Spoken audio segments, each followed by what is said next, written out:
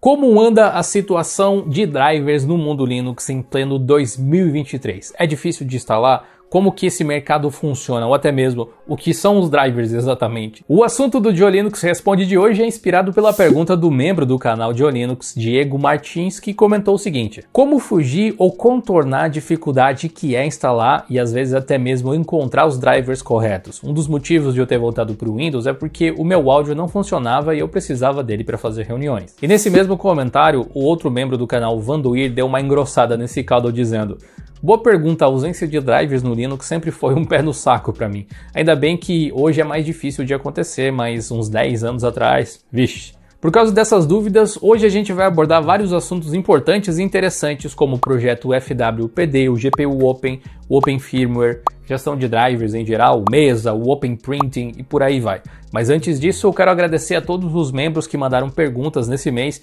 Todos os meses eu faço uma postagem na aba da comunidade, onde os membros do canal podem enviar suas perguntas, podem enviar comentários ou sugestões, que geralmente resultam em um vídeo como esse aqui. Como todos os meses o pessoal envia muitas perguntas e comentários, as perguntas que não fazem parte desse vídeo aqui vão ser respondidas em um vídeo exclusivo para os membros que deve sair em breve. Assim que estiver no ar, eu deixo ele geralmente fixo no primeiro comentário desse vídeo aqui e na descrição também, então se você é membro já fica ligado aí. Além disso, quando sai algum conteúdo exclusivo para membros, você recebe uma notificação no seu celular se você está com as notificações ativas. Sendo membro do canal, você também consegue ver vários outros conteúdos exclusivos, incluindo edições anteriores do GeoLinux Responde, com quase 1 hora de duração, com várias perguntas respondidas.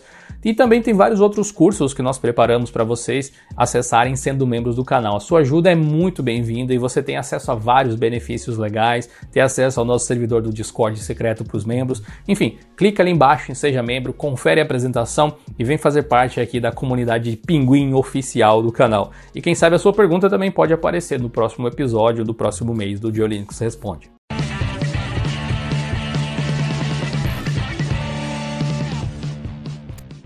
Vamos lá, assunto cascudo.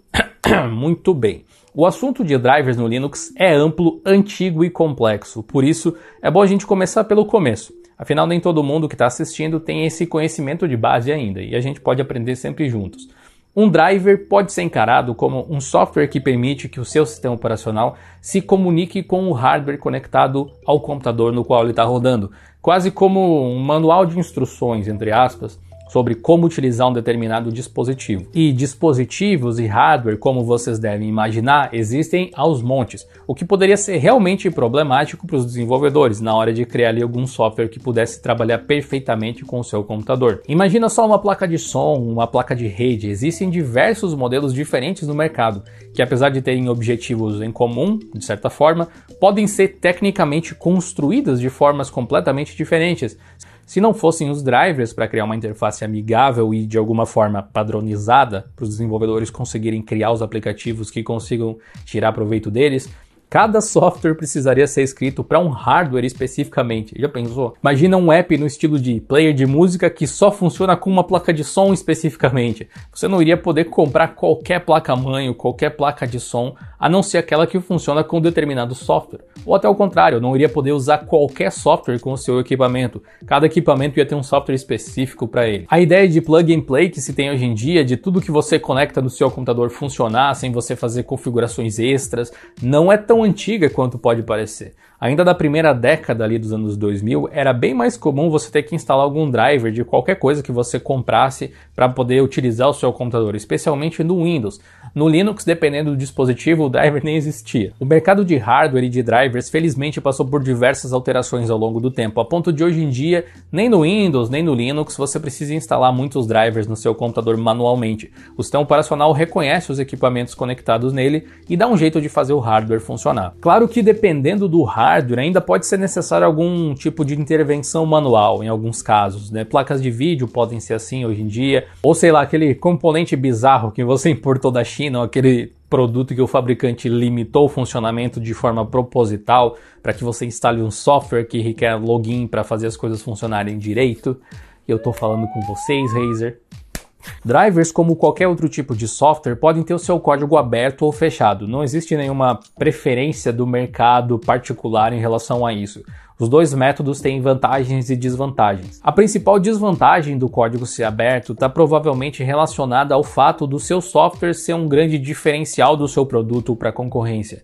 Nesses casos, não faz muito sentido a empresa abrir o código do driver do seu hardware. Ela só teria prejuízo fazendo isso. A principal vantagem do driver ser open source é que não só você, mas toda a comunidade de programadores pode ajudar a tornar ele melhor, a automatizar a integração do dispositivo em qualquer computador e fazer algumas coisas que você, de repente, originalmente nem pensou que o hardware poderia fazer. Tanto o Windows quanto o Linux oferecem esse recurso aos usuários, usando informações de drivers de código aberto de forma integral ao kernel do sistema, e adicionando os que não são de código aberto, os que são de código fechado, como módulos extras que podem ser ativados ou baixados conforme os sistemas desejarem e puderem se integrar. Um serviço muito legal é o Linux Vendor Firmware Service. Firmwares são diferentes de drivers, mas tecnicamente eles cumprem uma função parecida.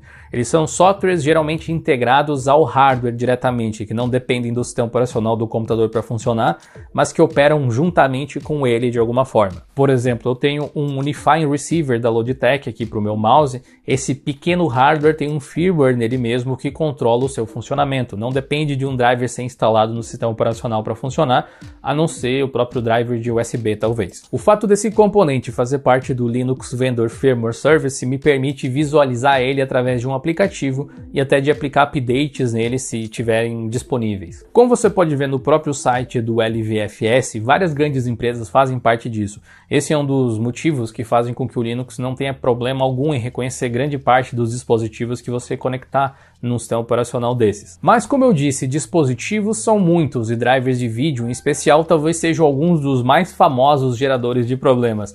E aqui também nós temos os drivers de código aberto e fechado.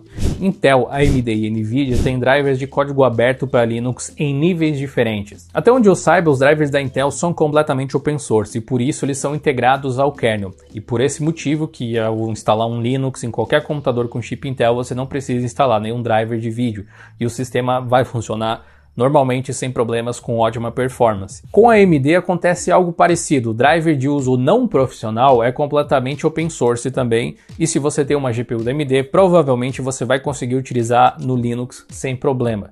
Assim como ocorre com os drivers da Intel, o AMD GPU também vem integrado com o kernel Linux, e você não precisa instalar nada para usar toda a potência da sua placa. A Nvidia atualmente também tem módulos abertos nos seus drivers, mas ao contrário da AMD e da Intel, que já tem mais de uma década de trabalho com drivers open source, o movimento da Nvidia é relativamente recente, então além do driver aberto somente funcionar com placas da série RTX 2000 ou superiores, o user space do driver ainda é proprietário, então eles abriram parte do driver, dá para entender assim.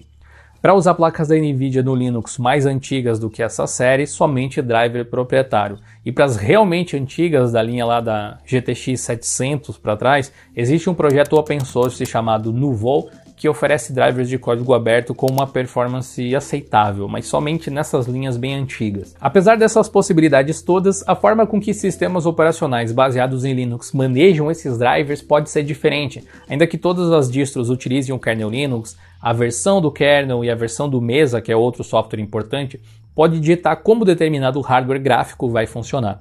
Teoricamente, quanto mais recente o kernel e o Mesa, mais atualizados serão os drivers, exceto o driver da Nvidia tradicional de código fechado, que é instalado no Linux através de um módulo à parte do kernel, que pode estar atualizado mesmo com um kernel mais antigo. O Mesa é uma implementação de código aberto do OpenGL e do Vulkan, assim como outras APIs gráficas que podem se comunicar com os drivers de código aberto.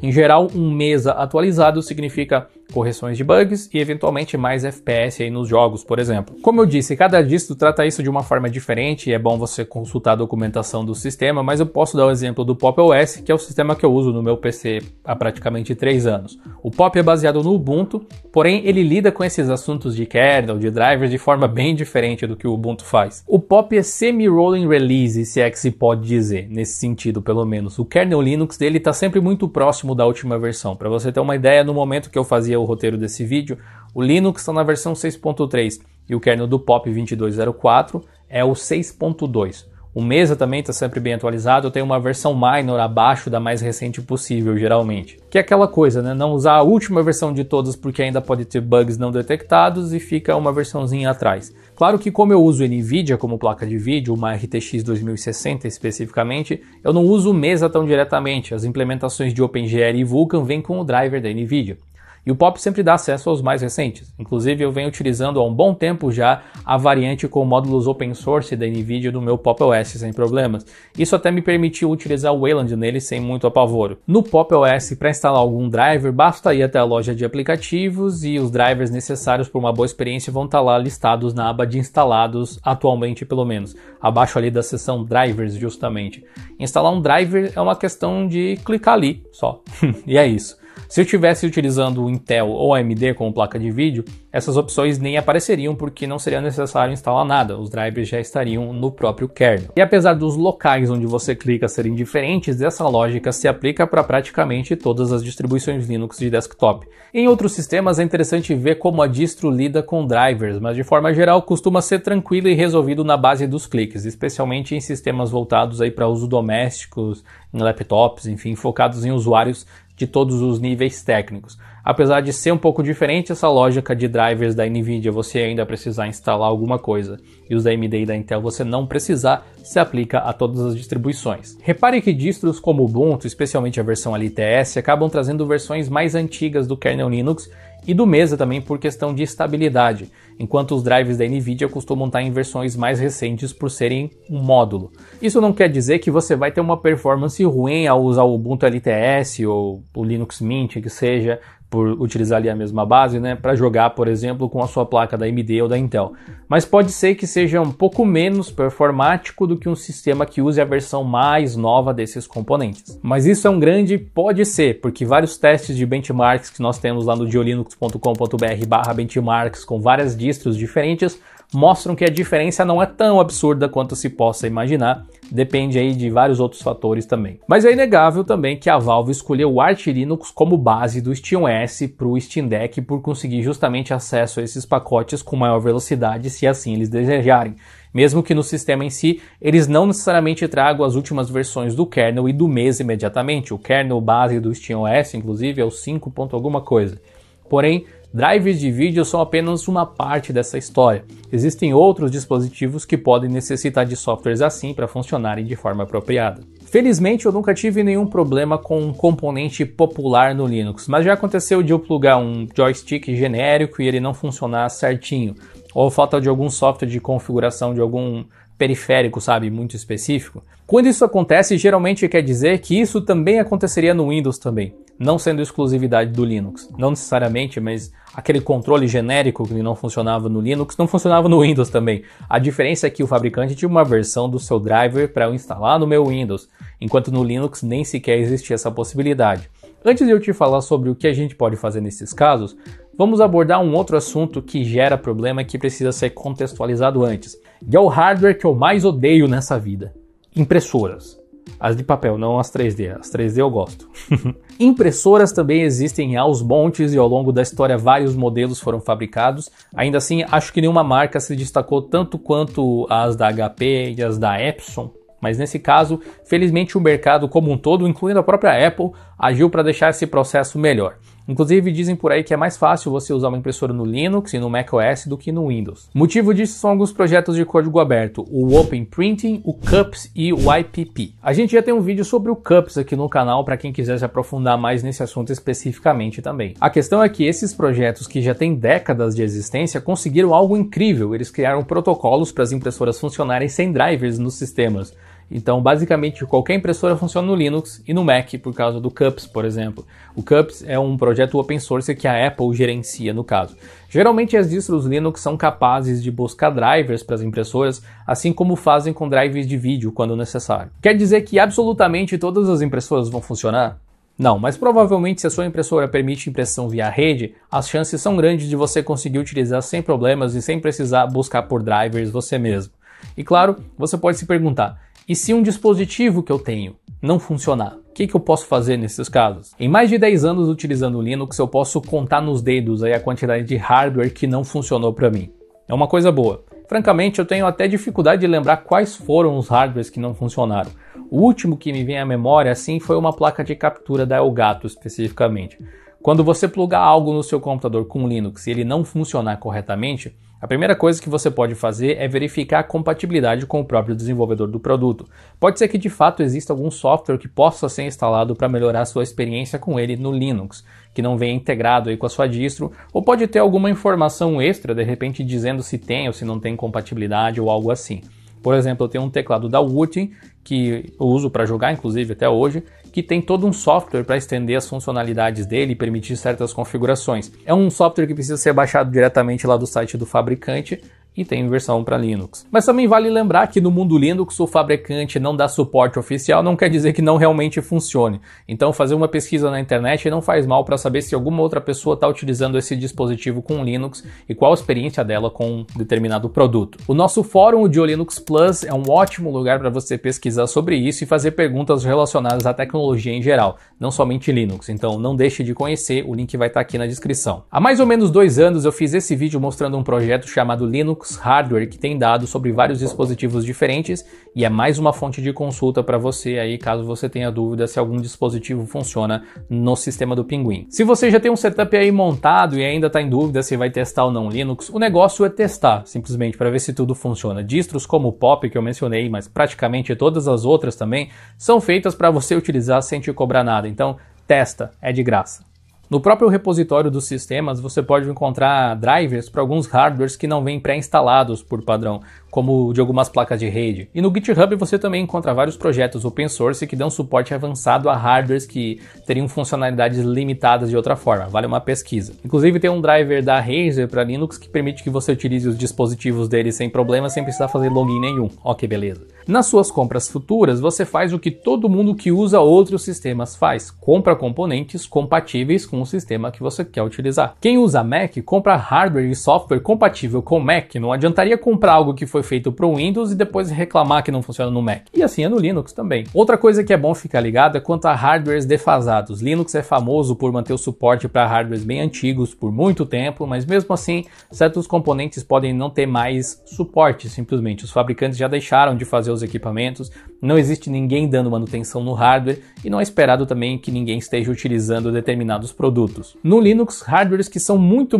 novos, recém-lançados, com especificações muito únicas, onde drivers genéricos não consigam dar conta, pode ser um problema também, dependendo da versão do kernel que você estiver rodando. Se você tem um hardware muito novo, um sistema Linux com kernel mais atualizado, pode ser uma boa ideia também. Existe o problema de que tem vários hardwares por aí que ainda funcionam, teoricamente, continuam sendo vendidos, mesmo quando os fabricantes já não dão mais o devido suporte para eles. Tem alguns dongles e placas de Wi-Fi, para citar um exemplo, com um chip Realtek que ainda são vendidos por aí, com o driver dele sendo compatível somente até o Windows 10, com o último update tendo ocorrido lá em 2018. Acho que você não pode colocar a culpa no Windows se você colocar esse hardware no Windows 11 e ele não funcionar, né? A mesma coisa aconteceria no Linux, no Mac. O suporte para o seu hardware não vai durar para sempre, especialmente se ele depende de um software atrelado a ele para funcionar corretamente. Outro ponto debatível é quanto à qualidade dos drivers. A maior parte dos drivers feitos para Linux está inclusa diretamente no kernel. Não é esperado que você tenha que instalar alguma coisa